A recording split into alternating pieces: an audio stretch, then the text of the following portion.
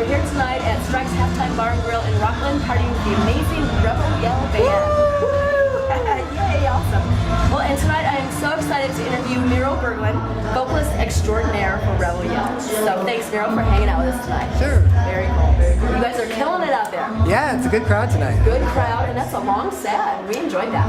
Yeah, it's fun. Yeah, I was talking to Jimmy. He said one break tonight. So Yeah, that's it. So yeah, that's good. we're counting the block. Keep everybody here. Yeah, well, yeah, it's true. You don't want them leaving. Yeah, exactly. So true. So, well, you are one interesting character, and I'm looking forward to getting to know you better.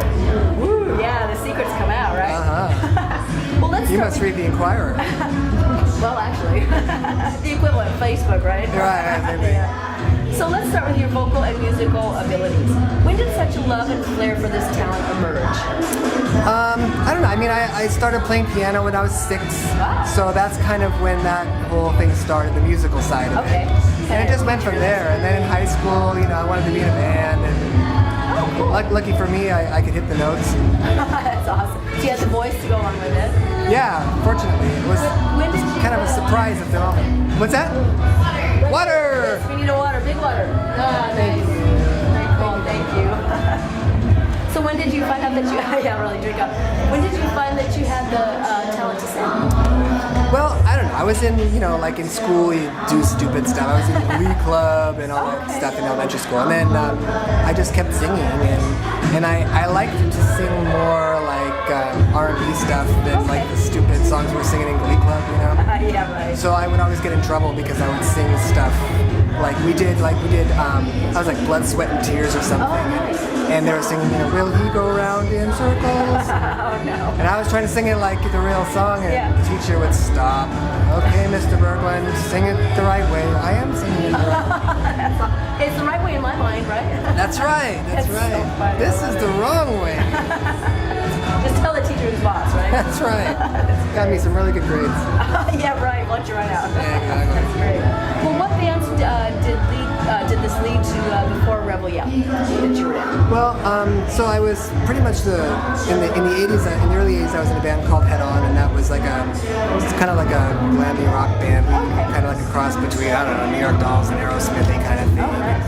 And then that was in the early 80s, and then I kind of got bored with that kind of thing. And, I mean, Aerosmith couldn't sell out a hall anymore, so what was I thinking, right? So, of course, a few years later, and then Motley Crue and all that crap. Yeah, that's true.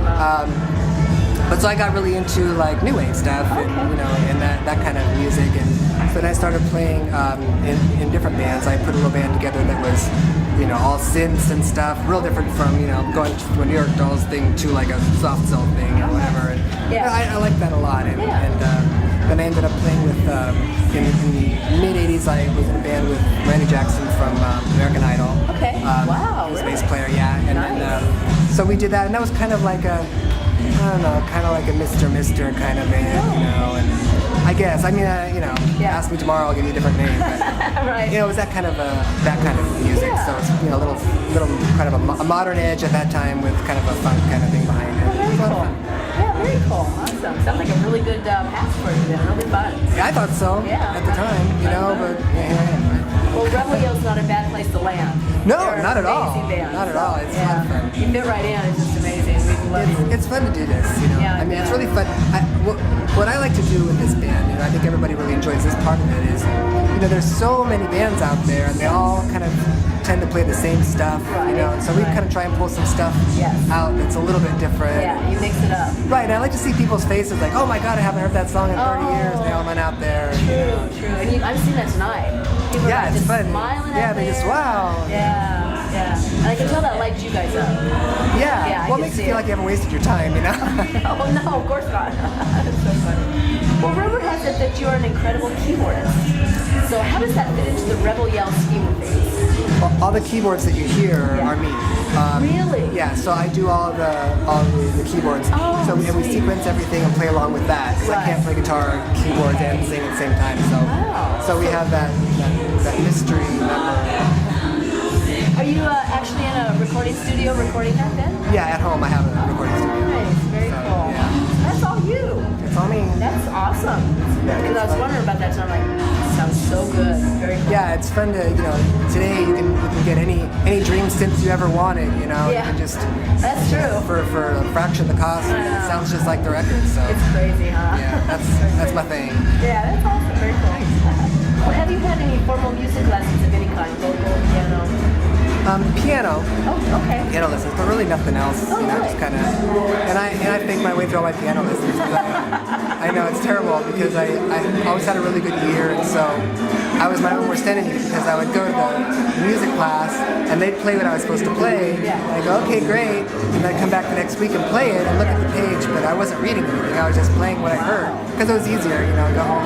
But I had time to do other stuff all week long. That's awesome. Well, yeah, it is kind of, but then, kind of trips you up because then you don't really do the learning part of the theories. That's true. Yeah, you're not learning what you're supposed to. You're actually way ahead of it. Well, I don't know. I don't know about ahead. It's funny, kind of look at your face though, huh? It's like, That's great. Well, so you also write music, and I've heard that you have some great songs in your portfolio. oh, thank you. Yeah. Who have you been talking to? Well, Jimmy. Yeah. Of course. So what inspires you to write, and when did you start writing? Well, I guess, I started writing probably when I was, just after I started learning how to play piano. Oh, okay. So the first songs weren't that great. Oh. But I mean, it kind of, Probably everybody says that, right? it just, I don't know, it's just something that I ended up doing, and I guess I was good at it. Great. And so, what inspires me to, anything. I'm not like some people they develop these stories and people. I just kind of write about whatever happens to me. Crappy day. Crappy day. Well, look at the song Happy, right? Exactly, yeah.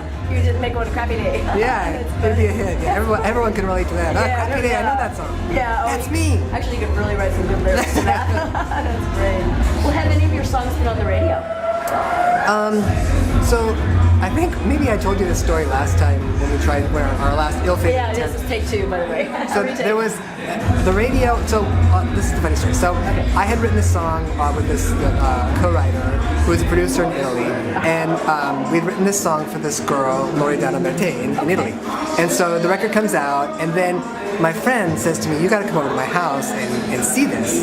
He had gotten a videotape from his friend in Italy, and he puts it in, and it's these two transvestites that have a talk show, and they dress up as this girl that we did the song for. Oh, really? And they go up and they start miming the song that we wrote for her. Really? So here, thousands of miles away on the other side of the globe are two transvestites singing my song. Wow. So how much better can it get than that? That's pretty darn good. I mean, that's amazing.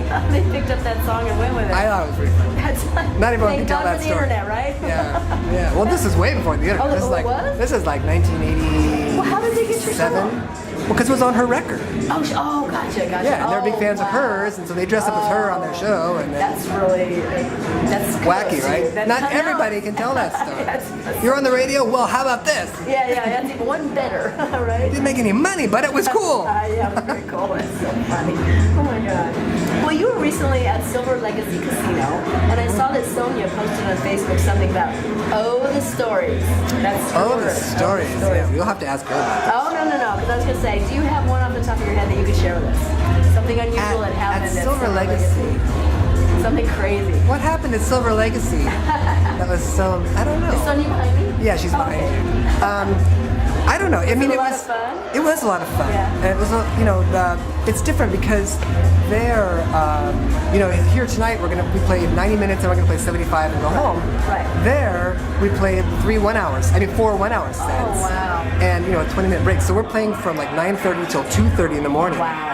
And I always have to laugh and I'm sure everybody who's got a band out there who plays on this circuit can say the same thing. You read in Rolling Stone, oh my God, Bruce Springsteen played 3 hours. Yeah.